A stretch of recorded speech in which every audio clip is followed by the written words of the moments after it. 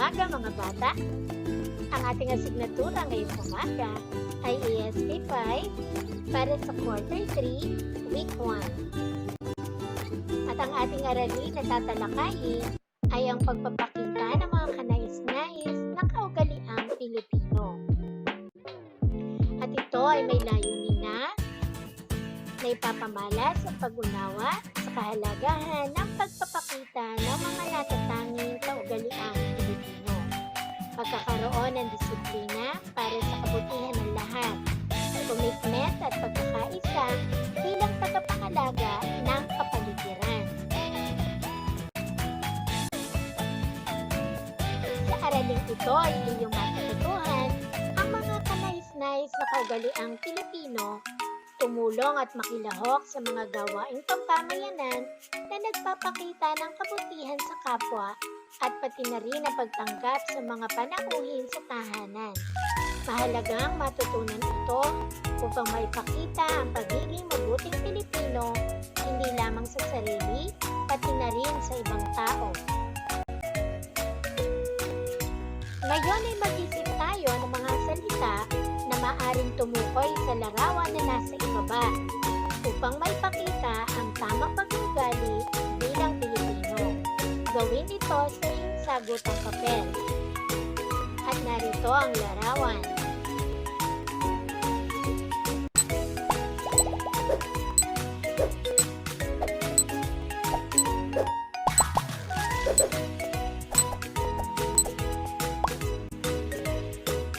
Ngayon ay ating sagutan ang larawan. Ano-ano kaya ang mga salita na maaari nating maibigay na tamang pag-uugali bilang Pilipino? Una, masipag. Ikalawa, malinis. Ikatlo, maaasahan. At ang ikaapat, pasunurin. Ngayon naman ay ating sagutan ang mga katanungan. Makatutulong din ba mga katangian ito sa iyong sarili upang maging mabuting Pilipino? Ipaliwanag ang sagot.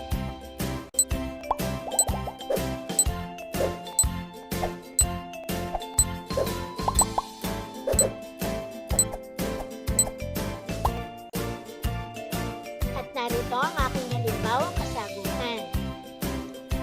Opo, makakatulong po ang mga katangiang nabanggit para maging isang mabuting Pilipino. Dahil ang mga ito ay ang kagandahang asal na dapat nating taglayin upang maging maayos at maunlad ang ating pamumuhay at upang maging isang mabuting mamamayan.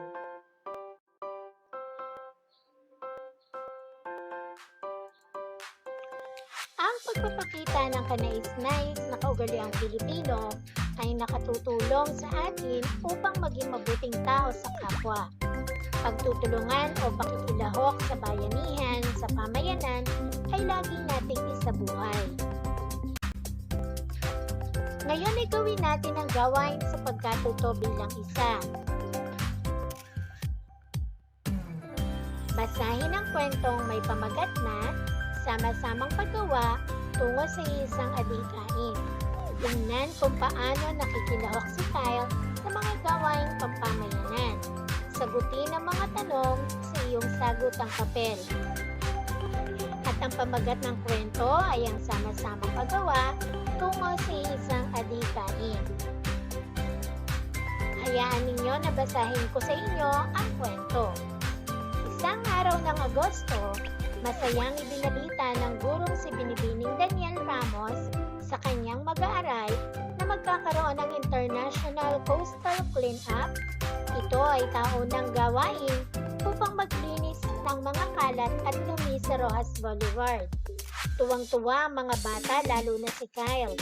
Alam niya na isa na naman itong mabuting gawain ng kanilang paaralan at ng mga organisador nito. Sabi ni Kyle, "Ma'am, kailan po ito?" Sa ikatlong Sabado ng Setyembre, tugon ni Binibining Ramos. "Lahat ba kayo ay sasama?" Tanong ng guro. "Ako po sasama," mabilis na tugon ni Kyle. Sumunod na rin sumagot sumagot ang ibang mga mag-aaral.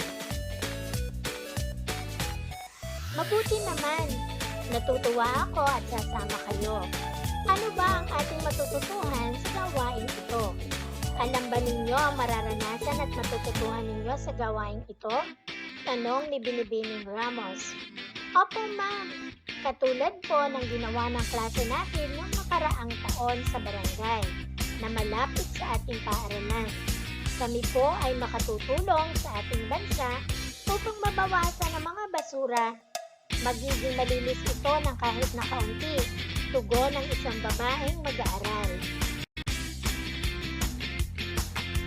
May papakita ko kung paano ako makakatulong sa ating bansa. Nahihikayat ko ang iba pang mga bata na tularan ako. Nagmamalaking sagot ni Kyle. Mabuti naman at alam ninyo ang layunin ng ating pagpunta roon. Matapos ang ating gawain, susulatin ko kayo ng isang journal ng inyong naging karanasan. Pahayag ni Binibining Ramos. Ngayon ay atin ang sagutan ng mga katanungan. Una, ano ang gawaing lalahukan ng mag-aral ni Binibining Ramos? At ito ang aking halimbawang sagot. Ang mga mag-aaral ni Binibining Ramos ay lalahok sa International Cleanup.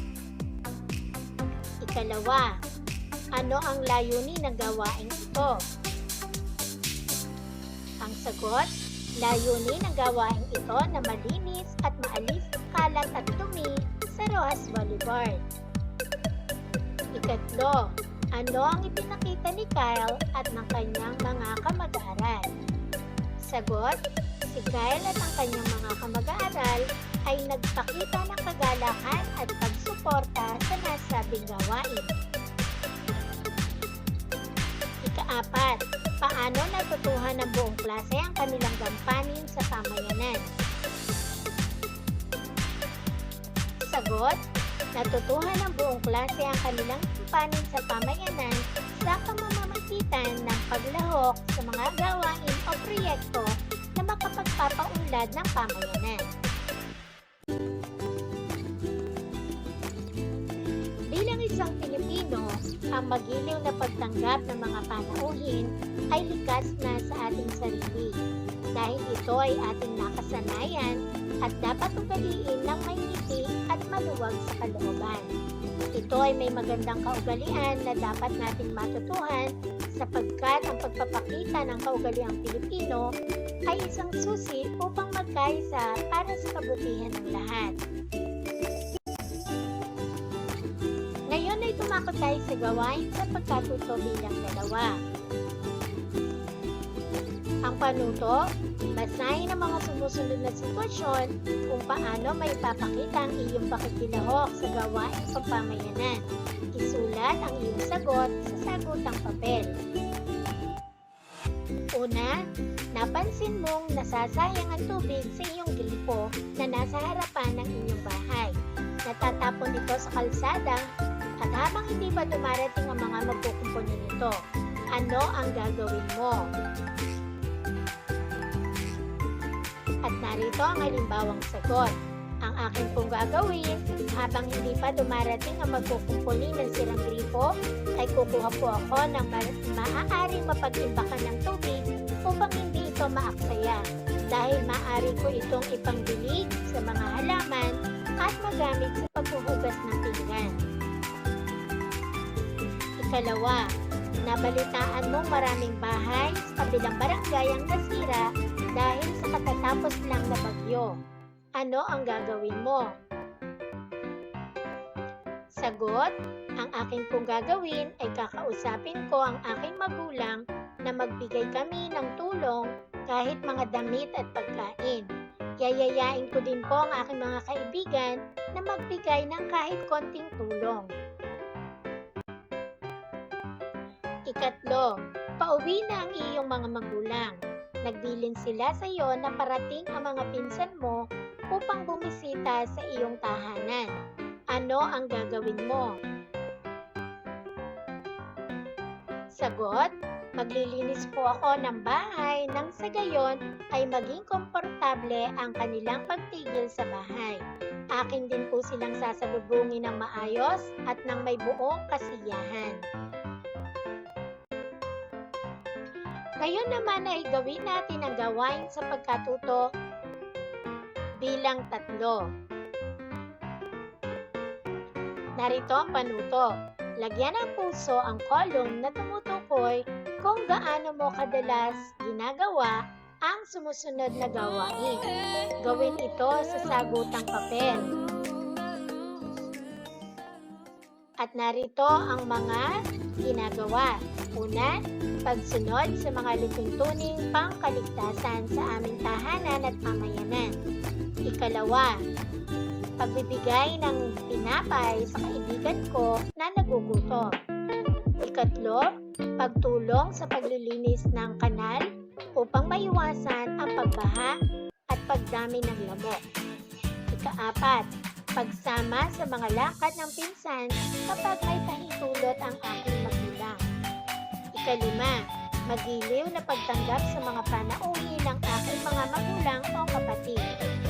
Ika-anim, pagtulong sa aking kapatid na nasaktan sa loob ng tahanan. Ika-7, pagbabahagi ng aking talento kapag nagsasama-sama ang pamilya.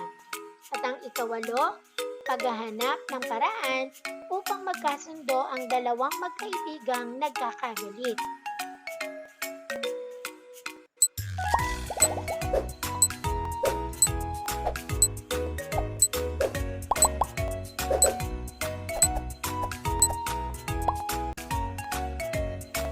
At narito ang aking mga halimbawang sagot. Ang aking magiging sagot ay maaring iba sa inyong sagot. Para sa una, pagsunod sa alituntuning pangkaligtasan, palagi. Ikalawa, pagbibigay ng tinapay sa kaibigan na nagugutom, madalas.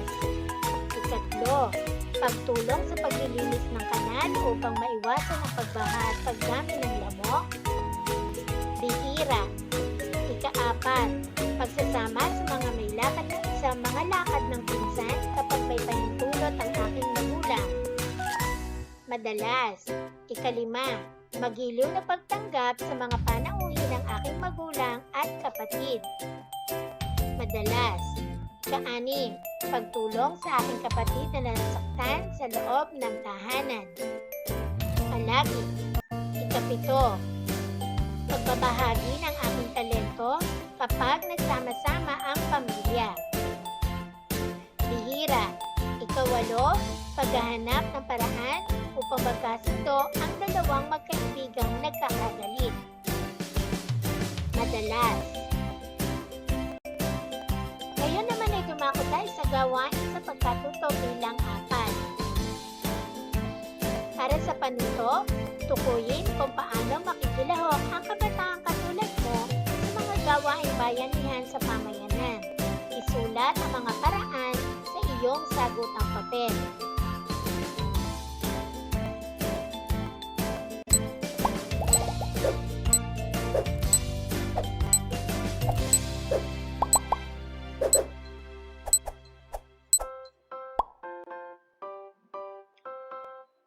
Ngayon ay narito ang mga halimbawang kasagutan. Para sa unang kolom, mga gawaing bayanihan sa pamayanan. Una, paglilinis ng kanal o estero. At sa ikalawang kolom ay ang paraan ng pakikilahok. So, ano ang paraan ko ng pakikilahok para sa unang bilang? Narito ang aking sagot. Makikipag-ugnayan sa barangay sa tuwing may clean-up drive sa paglilinis ng mga kanal o estero. Ikalawa, pagbabahagi ng relief goods. At narito ang aking halimbawang sagot. Sasangguni sa Red Cross para makatulong sa pagbabalot na ipapamahagi sa mga tao at tutulong sa pagbibigay ng impormasyon gamit ang Facebook. Para sa ikatlong gawaing bayanihan, pagdedekorasyon kapag may kaarawan. At narito ang aking paraan ng pakikilahok. Maaaring magbigay ng mga suwestyon o ideya upang mapaganda at maging maayos ang dekorasyon kapag may kaarawan ang kaibigan o kapamilya. Ngayon naman ay dumako tayo sa paglalapat. Sa iyong sagutang papel, buuin ang mahalagang kaisipang ito. Bilang isang Pilipino, ang magiliw na patlang ng mga panauhin ay likas na sa ating sarili dahil ito ay ating nakasanayan at dapat ugaliin ng may ngiti at maluwag sa patlang. Ito ay may magandang epekto na dapat nating matutuhan sapagkat ang pagpapakita ng kaugaliang Pilipino ay isang susi upang magkaisa para sa kabutihan ng patlang.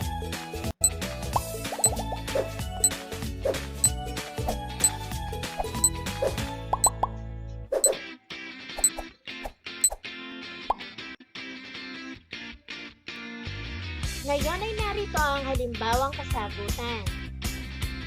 Bilang isang Pilipino, ang magiliw na pagtanggap ng mga panauhin ay likas na sa ating sarili dahil ito ay ating nakasanayan at dapat ugaliin ng may ngiti at maluwag sa kalooban.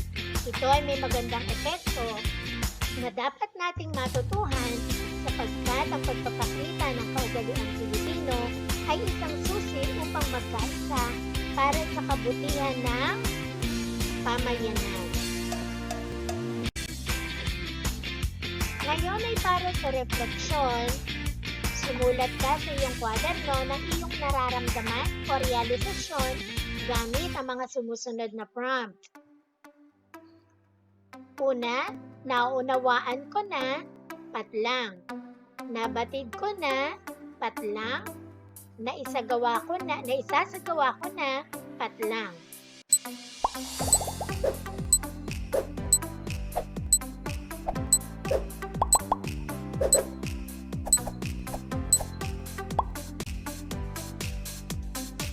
At narito ang aking halimbawang kasagutan.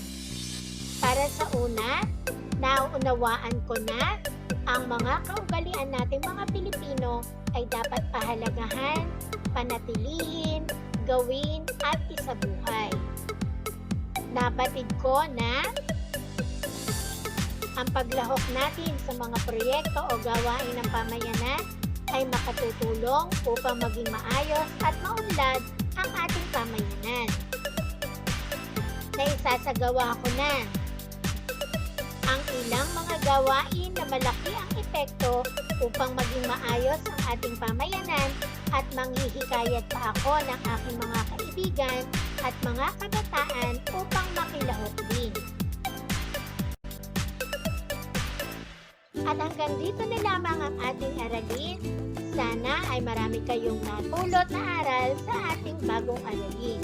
Maraming salamat mga bata at paalam!